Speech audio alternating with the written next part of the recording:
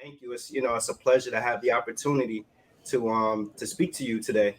Thank you. It's my pleasure too. So let me just ask you, I guess, like, how did you find yourself in the world of showbiz? And I say showbiz because you're multifaceted. Not only are you a successful actress, but you're also a successful singer. Well, it started with music. I come from a musical family. Okay. And I guess your mom was a singer, correct? That's correct, right? My mom, my natural father, and my stepfather. Were musicians? Yeah, my natural father was a big band leader who was very well known by the name of Teddy Hill, Okay. and my stepfather was a piano player, um, not as well known, but a musician. Yes, Mm, a piano player and singer, artist, musician, okay. composer. So where did the acting part come in? By accident, down along the way, I was trying to get started as a musician, and one of the recording sessions that I was singing backup on because started to be a studio musician myself Mm, was for the Broadway musical Hair, and they were still casting. mm. And they invited us all down to sing for the producer and the director. Nobody else on the date was interested, but I was, so I got my first Broadway show from a recording session. Wow. And my first Broadway show was Hair. That's a huge first to get. It's a huge break. Yeah. So what made you feel, I guess, comfortable taking the risks to actually attempt to do it? Because clearly, your colleagues, the people you were working with, they didn't seem. You said they didn't seem interested. What led you to be interested in it? Well, for one thing, I they they really basically wanted strong singers, and they were still casting. Hmm. And they said that if any of them had come down to sing for the producer or the director, they would find a place for you. So it wasn't really an audition. There was no risk. Oh, okay. So he's a Yeah. shoe in. Yeah, they were looking for strong singers, and the recording session was all the music from the Broadway show Hair. That the music director was also the lead performer on the recording session, Mm, and he was also the music director and the composer of the show.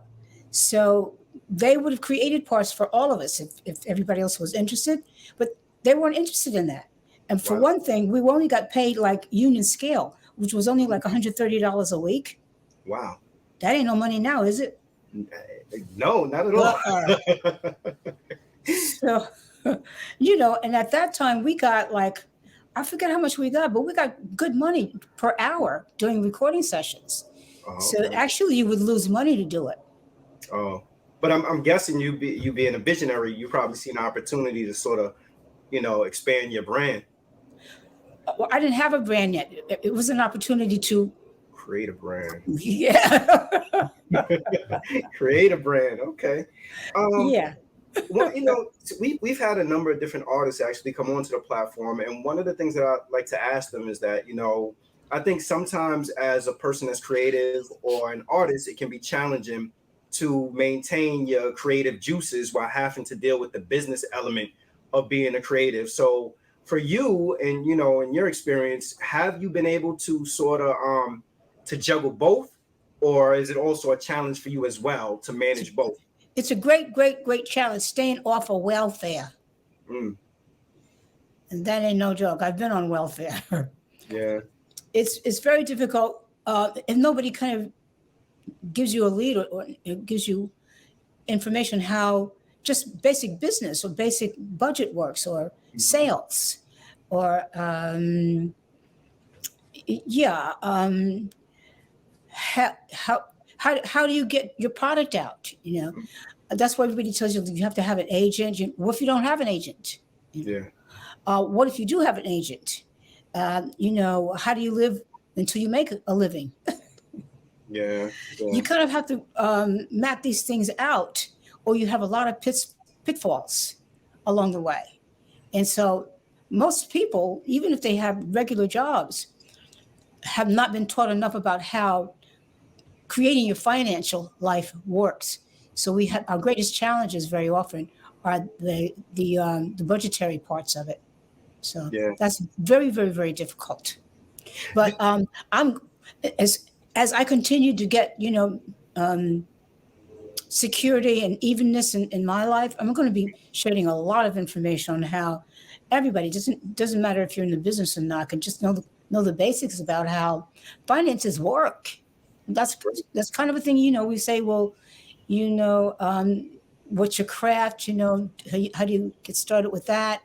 How do you get better at it? Those things are important, but very important is not only how do you make a living and how do you live while you're doing that, but how do you stay in control of it? Because somebody else runs that for you. Usually agents and managers do that. Yeah. And you don't know how to do that. That's a part of you they control. And that's a part of you that usually creates a pitfall where you lose the whole thing.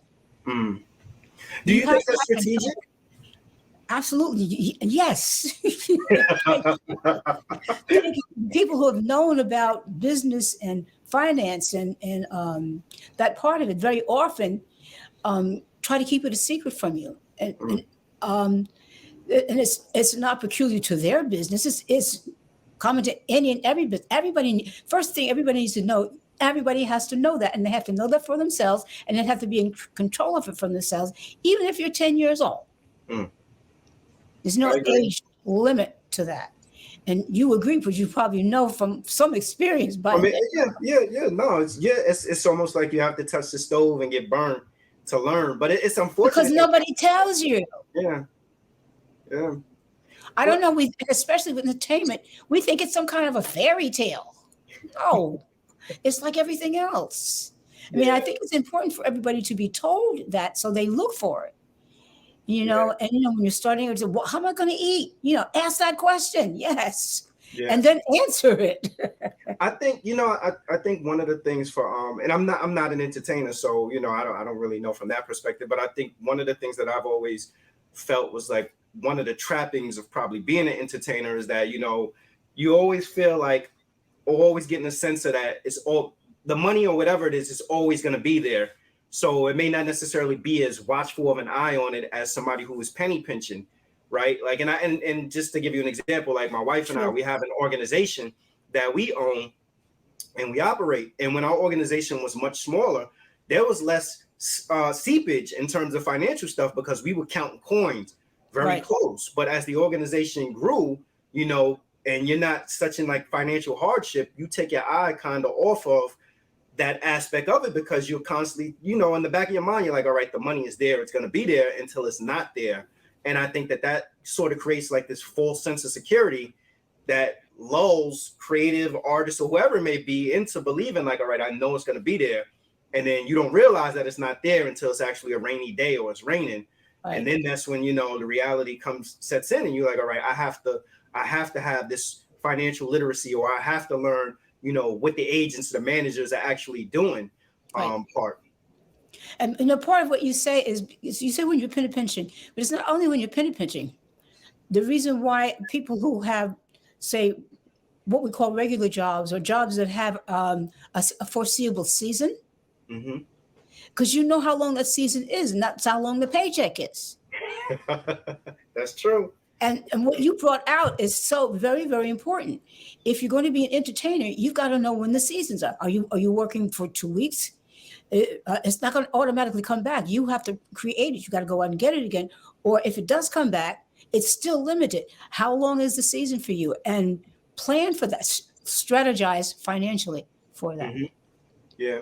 And everybody can do it. I don't care how young you are. You can do that. If somebody just teaches you the basic, just like if you're old enough to learn how to count to 100, you can be taught that principle. I give you a candy, you give me a penny. You're going to give me another one? How long are you going to keep doing this? Okay, you had too much. It's time for dinner.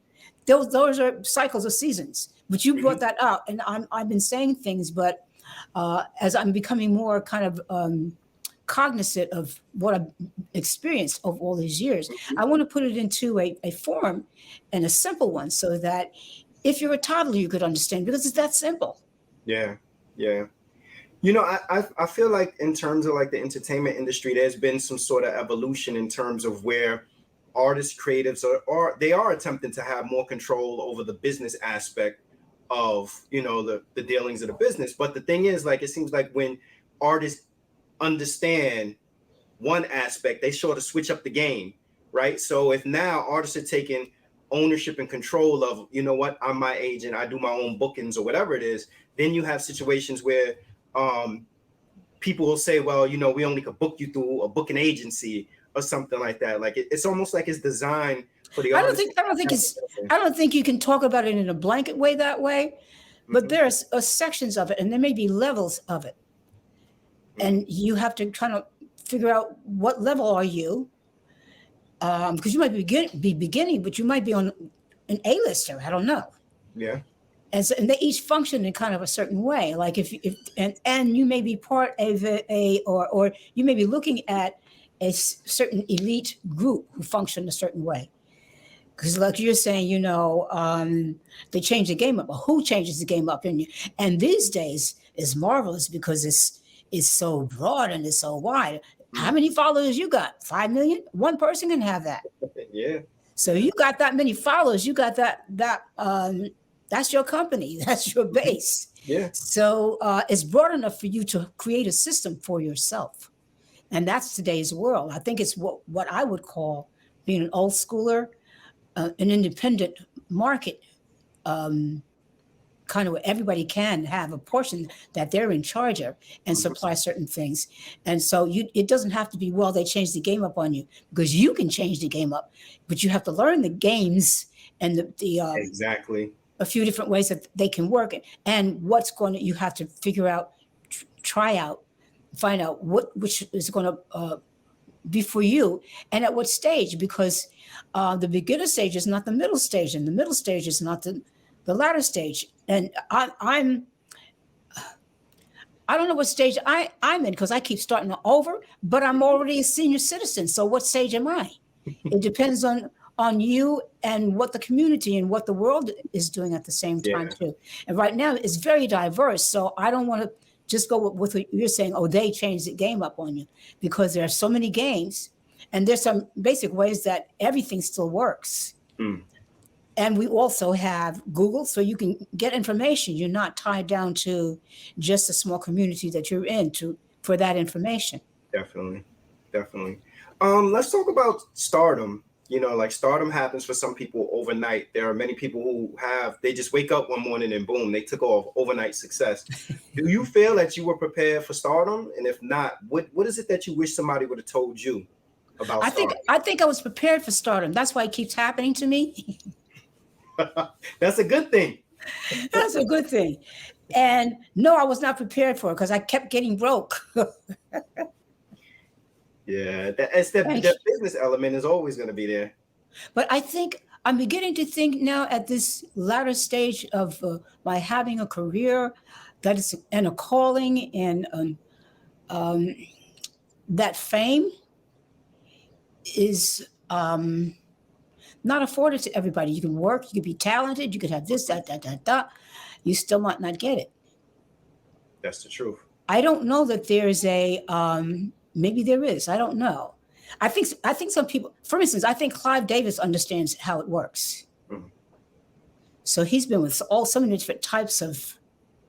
So it's not an accident with him, but it's also a gift. I don't think everybody can just get up what he does, even if they worked as hard as he did. Yeah, I agree. I'm going to ask you, this may sound like a cliche question, but just because you're talking about fame, like what is the price of fame? What comes with fame? The good and the bad.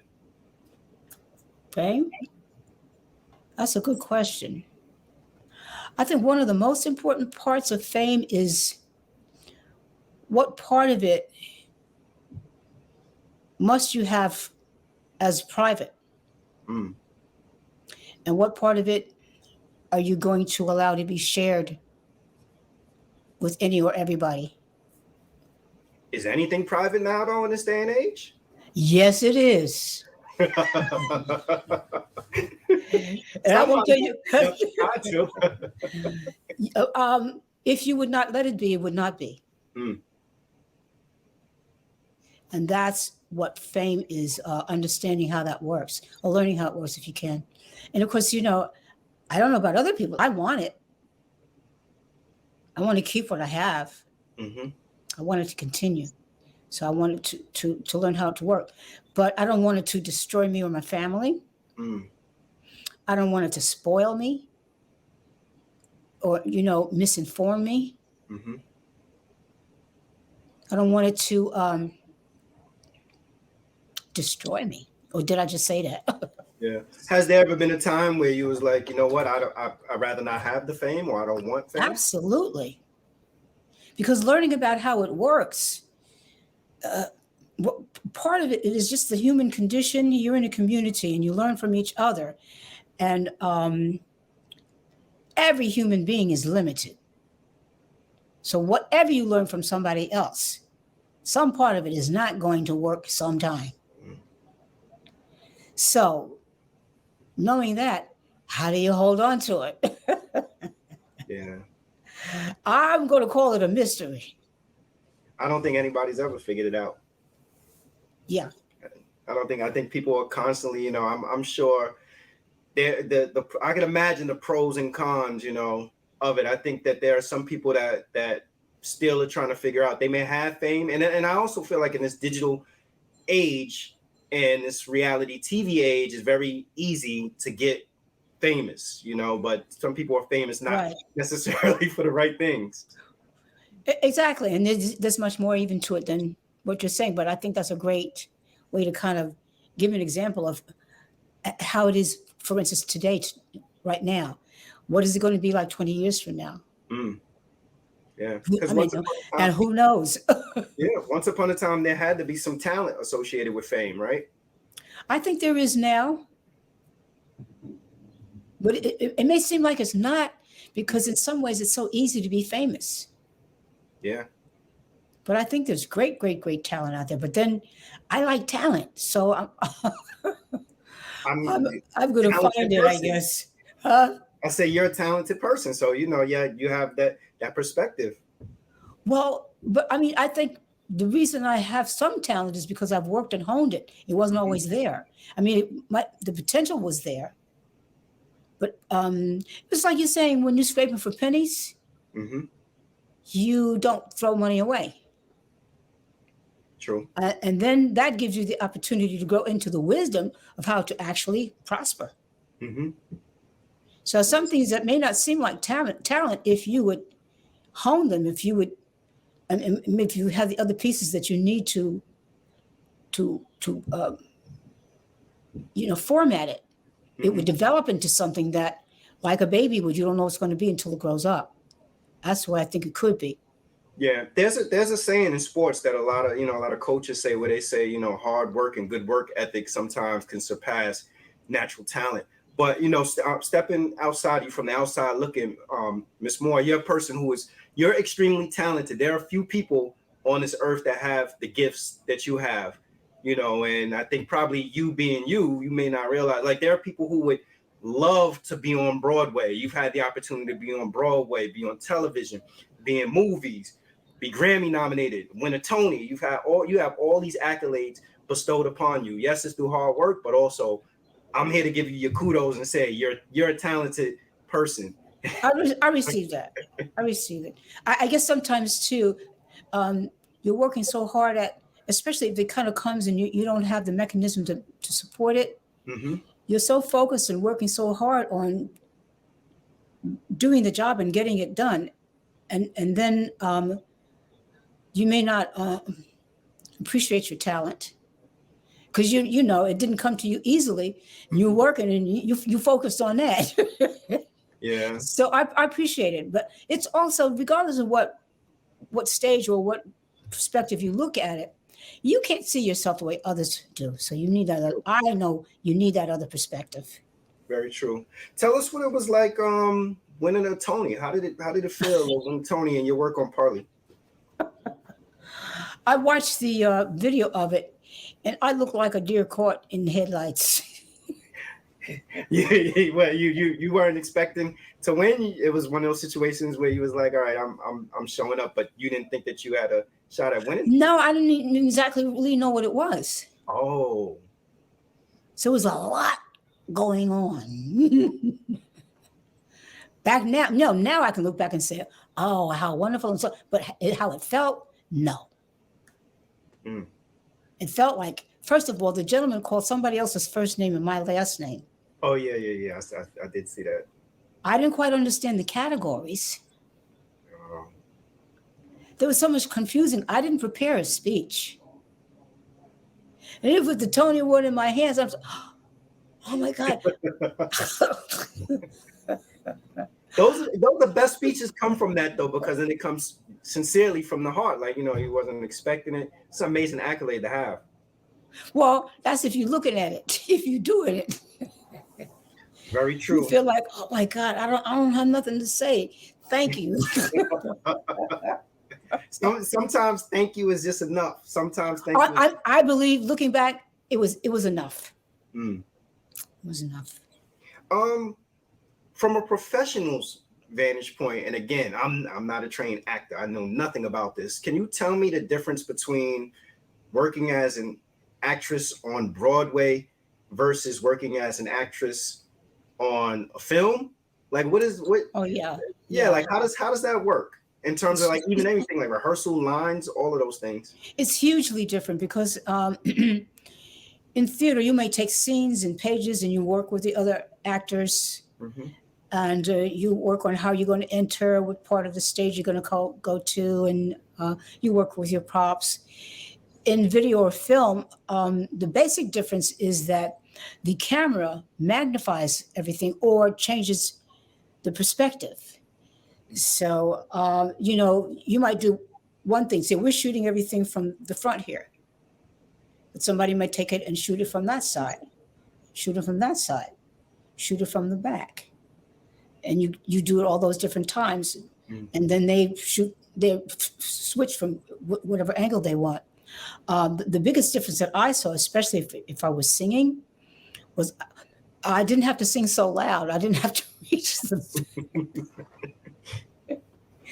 And I'm telling it in a funny way because the experiences happened. One got the role. Once you're a star, once you're out there, this happening awards. Mm. You know, you're learning how to make these adjustments. You know, with little or no rehearsal. Is there more pressure on, you know, like being on stage on Broadway versus doing a film?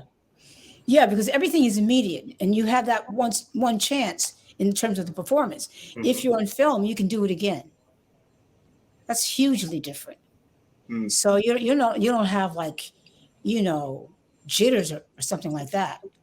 You may be confused, but you're not nervous. Like you could lose your throat because you're so nervous. Yeah, it's hugely different. So I wonder, is it easier to go from being an actor on stage to film than going from an actor on film to transition to stage? And if so, why?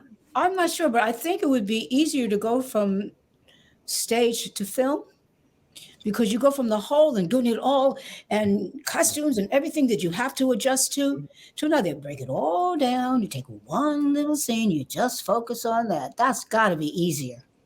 Yeah, I would imagine too, because I just envision like somebody on film, like I could see somebody being lazy with their lines and like, oh, throw me the line. But on stage, you have all that pressure, all those lights on you. Like right. I associate stage with like constant rehearsal and having to be perfect. You're absolutely right. Because once you get up there, it's like it's actually happening live and you don't get a do-over. Mm.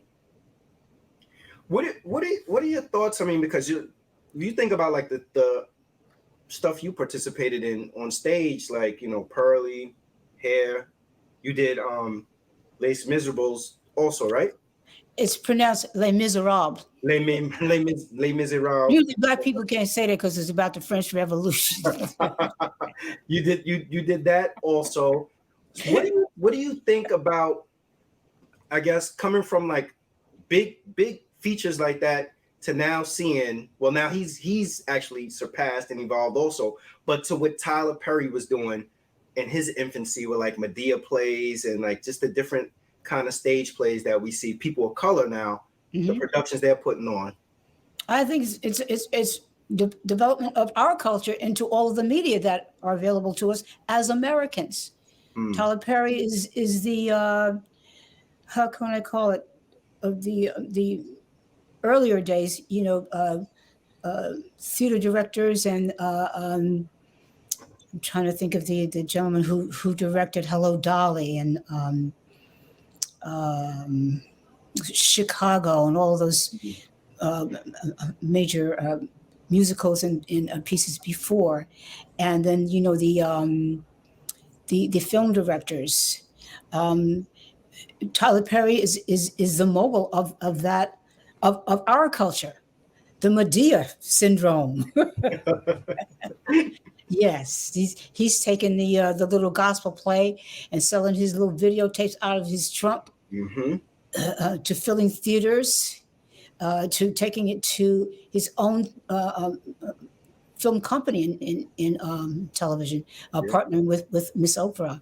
He's taken it to the little screen and the big screen. He's taken it as far as an American can. Yeah, no, he definitely has. There are some plays that seem to do very well, like on Broadway and off Broadway, but they don't translate well to movies. And one of the most recent ones that people were extremely critical of is Cats. I don't know if you saw Cats, the movie, but why do you think some Broadway productions don't translate well to film? I'm not. I mean, I haven't seen Cats since the first time that it was out. So, but it seems like it might be. You have to do a musical or a piece that's not a musical. Yeah, a musical. When you translate it to film, there are little connecting pieces that have to be there, or it's not going to translate because when you leave the stage and you change sets and scenes, there has to be something in the film that fills that space. That's one small thing. I think one thing that was really great about Pearly is that most people never realize they think they saw the play because it was a play that was filmed. So young people like you who might have seen Pearly, you didn't see the play, you saw the video. Oh. No, and nobody ever mentions that because they didn't try to do it as a film. They did it as a play. That's a great point. That's a great point. You recently released your 28th album. How does someone stay passionate about their craft, passionate about the music? 28 albums in. Well, you have these challenges that keep threatening you, and so you have to keep starting over, or there are pieces of it that are not there, so you have to refurbish them. It's like you have a big mansion, and you have to keep refurbishing and repairing it and building it back up, and it's not all happening at once. So I don't think you get as tired because you take it in small pieces. But also, maybe that's it, because if it all happened at once and you had to do it all at once, I think you would burn out. But there's all these little parts that you can keep working on, so you get some variety, and then the community and the world keeps changing too. So do you, because it seems like to me like resilience is a big part of your story. Do you believe like what keeps you motivated is the reboot, like the restart? I believe it is. And of course, what I'm trying to articulate, you're much more articulate than I am, is that you don't do that by yourself. If it was up to me to do it, I don't know, but I'm the only one that get to talk about it, so it looks like I'm doing everything. Well, I say, you know what? That's life is your muse, like if you have these different predicaments that you're in, that put you in a position that makes you say, you know what, well, I feel I'm being challenged because of whatever is going on in my life. It's time for me to restore and renew and step back. And, that creates material for you. That's a wonderful thing to be able to incorporate life into your art. To me, the best art that I usually consume from artists is when you could tell, like when there's their passion, their life is in it. You know, like Yeah. I've seen to many artists, or I've seen movies where I could tell, I'm like, all right, this person is doing this movie because for financial purposes, this is not who Yeah. they are You could. as an actor. Yep. Or this person made this album because it was a contract, they were contractually obligated. Like this is not what they Yeah. want to Yeah. do. But then there are other times where you can be like, man, this person's heart and soul is Yeah. really in this. And that's when I think their craft seems to shine the most. And I think you see that in my work because each project, especially over the last 10 or 15 years, has been like that. There have been independent ones. They haven't been with one label or one person where you have one set of requirements or requests made from you. So you literally are dealing with each person, and through them, you are recreating yourself, some portion of yourself that has a fresh start because they're asking this from you. Yeah. And, even if the same thing was asked from you, if it was asked from a different person, that's almost like going to another planet. I mean, that's the way it feels to me. Each person is like a fingerprint. So some of the things may be easy and they come easily, but not the person. Yeah. They're a refreshing entity.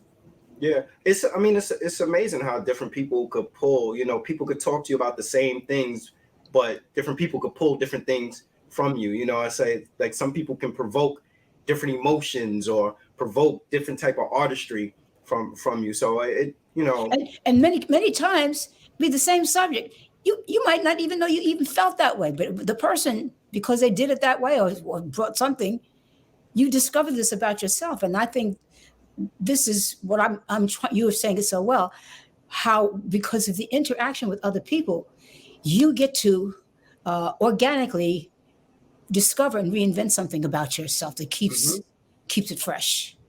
Yeah, to me that speaks to your vulnerability also, to kind of allow another person to allow a person in, right? For a person to say like, okay, I'm gonna sit down. I've been doing this for so many years, because there are many people that have done it for a long period of time, and they're like, no, this is the way it's done. This is the way I want it to be done. But I think like, if you're vulnerable to having those conversations, then you find people that can pull something different out of you than other people may not have been able to tap into. Absolutely. And I'm not saying that I'm always willing to do that. I like to have the comfort. Oh, I did this. I don't want to be worried about it. I don't want to be vulnerable. But my circumstances haven't been that way. So well, that's it. You know what? We call that shared power. Okay. How did you end up with, I guess, the variety show? Because you also had a variety show for a couple of episodes, correct? Yeah. Well, the first one I had was with Clifton Davis. And we were both starring on Broadway, and CBS TV came to each of us and together, and that happened. But we broke up, and both of us lost our careers, and we didn't have managers. Everything was happening by luck, and so we went our separate ways. But later on, I got another TV show called Melba. Oh yeah. And once again, it got started, but the space shuttle blew up, and it destroyed a lot of things that were in the makings for a lot of people, so that we were not able to pick that back up. Plus the relationship that I had with my then husband, which was the company and everything that it came out of. The family broke up and all of that. So a lot of things just didn't work. I mean, permanently. So had to go do something else, go back to music. Yeah. Originally, I guess you guys were supposed to be stand-in of sorts for Carol Burnett. The Melba Moore Clifton Davis show was a summer replacement, 6 weeks for Carol Burnett. And they wanted to pick it up, but we had broken up and gone our separate ways. So that's why that didn't happen. So, because I'm thinking about Carol Burnett's audience. Somehow I don't feel like Carol Burnett's audience would necessarily be you and Clifton Davis audience. But then as I was thinking about this, I was saying, like, I wonder if because the Broadway experience you guys had, that if it just translated well to her audience, did you guys have any concern in terms of like stepping into her shoes? Carol Burnett was Carol Burnett then, and those were big shoes to fill. Huge shoes. And the normal way for anybody to get into television was, well, if you were white, you could get perhaps through records.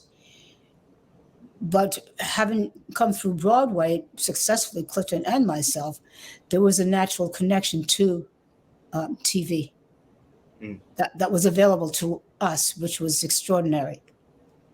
It was a natural connection. So if we were not Broadway musical stars, that offer would not have been made to us. I agree. I definitely agree with that. What was it like to be young and Black and to be a Broadway superstar during those times? Like, what was I would like to be like a fly on the wall. Like, what was it like to just during that time period? It's absolutely amazing. It's like you went to maybe a lower, but someplace in paradise, baby. We still remembered you was Black, but it was fabulous. It was amazing because you could see doors were being opened to you and for you. I mean, okay. So I was invited to do all of the best supper clubs. Clifton went to Two Gentlemen of Verona, which was I think it was a musical Shakespeare play. He was one of the males. There were two male stars, a white one and him, and I think one of the female co-stars her name was Jonelle Allen. This was unheard of. They were the first in a kind of situation like that, and of course that opened the door to television for Clifton. He's had several different TV shows that would not have been offered to him if he hadn't come through theater. Yeah. And he was an amazing songwriter as well, right? Yes, he was. The songs that became famous for him was "Never Can Say Goodbye," "Looking Through the Windows." Both of them recorded by Michael Jackson. Yeah. Whew. Right. How about that's what I said? Like I'm just thinking about like that time and like all that talent. I don't know. I just always say to myself, like I always think like, do people realize or do people think when they're getting started like, man, I'm gonna actually be this big, like these are the things that I'm gonna accomplish, and I do think like there's the power of actually putting stuff out in the universe to actualize it. But a part of me also says like, I don't know if anybody ever sits around and actually says like, I'm definitely gonna be this, like have you exceeded your expectations of what you would have done with your absolutely. I'm still stunned. I'm stunned because you can dream and everything, but to really feel and know what it's actually going to be like, you don't. Yeah. You don't. Yeah. And that's why you got to have people actually remind you, like, no, you're Miss Melba Moore. You've done this, you've done that. These are your accomplishments. When you live with yourself. Right. So it's really, yeah. You've been blessed like this. Incredible joy to be able to look back at some of the things now and kind of take it in. Yeah. Where do you find that strength? Like I was saying earlier about passion, but where do you find that strength to rebuild, to restore, to reinvigorate? Because your story again is one of resilience, and for some people they may have thrown in the towel and said, you know what, I've had my run, I'm done. I don't want to have anything else to do with the entertainment industry. I'm leaving showbiz alone. But you seem to, that's what I said earlier. Part of me feels like you seem to appreciate and enjoy that process of rebuilding. But how do you stay reinvigorate? Like how do you reinvigorate? Like what keeps you going with it? Well, I don't think it's me. I probably would have given up many, many, many times. But I'm a born again Christian. What that means is that there is the presence of God that I respect. And so Every day I get up, I say, okay, what you say, and then I go and I listen to. I'm Catholic, so I go to church on the TV, and he has what they call a liturgy. So there's a word for every day that he tells you what he's got, what he has for you. And he says, I got stuff for you to do. I said, okay. And he said, okay, I'm going to ask you to just take it one step at a time. Mm. Just what did I tell you today? And when I tell you, okay, you got it. Okay, now go out. Now come back. What did I tell you? Because you're gonna forget. Mm. So you accuse me of being resilient, but I'm scared. Look, you know what? I appreciate your testimony, and I think that you're a testament to people that are a survivor of hardships, you know, and people, you know, especially I think people of color need to see somebody that is resilient and need to see somebody that has the accolades, the accomplishments that you have, you know, because there's a young lady 10 years old that can look to Melba Moore and say, you know what, this is a person who has been on Broadway. This is a person who was Grammy nominated, won Tony Award, been in films, been in television. You know, if she could do it, I could do it. You know, if the business knocked her down, but she got back up. Right. You know, and I think that we need that. We need to see people who look like us for representation. You know? And we know that, but that's what God says. He says, that's why I gave it to you. Because if you don't keep going back to that, you get worn out because you can't do it. And that's why it is. It's kind of miraculous, because if you can just keep going back to your source every day and don't get tired of him, because we get tired. Yeah. We get tired. We're just people. Yeah. And that's the beauty of, that's why I said, like, you know what, like, it's to be commended that, you know, that you have the ability to keep going, you know, like through all the trials and tribulations, to keep going and to be successful. What's next for Miss Melba Moore? Well, I'm focusing on making sure that I support Imagine all the way that it may go, so that we can tour with it, and hopefully that's going to take me into 2023. I also have some other projects going on. Not projects, excuse me, accolades that have been given to me, like the Hollywood Walk of Fame, the star, but also I've been giving the President Biden's Lifetime Achievement Award. There's some other accolades that I've been given. I'm already starting to tour, so I'm going to be at Blues Alley on August 13th and 14th, I think. I go back to UK the end of I think the end of August as well. I have some concerts in the Hamptons that are primarily like theater oriented audiences. It's a live show, but it'll be kind of theater based. So I'll do a lot of my Broadway materials. I have a lot of club or dance kind of concert engagements. Nice. Where I'll do a lot of my dance music primarily. And then I have some places like City Winery where I'll probably do like a combination of material in my live concert performances. And then I have some invitations to do some film projects, some animation projects, and some regional theater, Tyler Perry type projects. Beautiful, So, beautiful. Lots of good stuff. I love your humility. You just casually slid in, like, yeah, there's this thing called the Hollywood Walk of Fame. I know, but I've been hollering so much. I see what I'm saying. I can't holler it no more. It's look, holler it. So many people have given me an opportunity to say it. I'm trying not to stutter now. What I keep saying, to say it articulately. How was the, and then I, you know, I'll let you go because I don't want to take up all your time. But what did you do during the pandemic? Like what was Melba Moore into during the pandemic? Was Melba Moore binge watching on Netflix? Writing new material? Or what did you do during the pandemic? I was watching all my TV ministers and going to the gym And now a lot of the Christian networks have a lot of information regarding diet and vitamin supplements, trying to see, okay, I'm a senior citizen now. How do I keep what I got?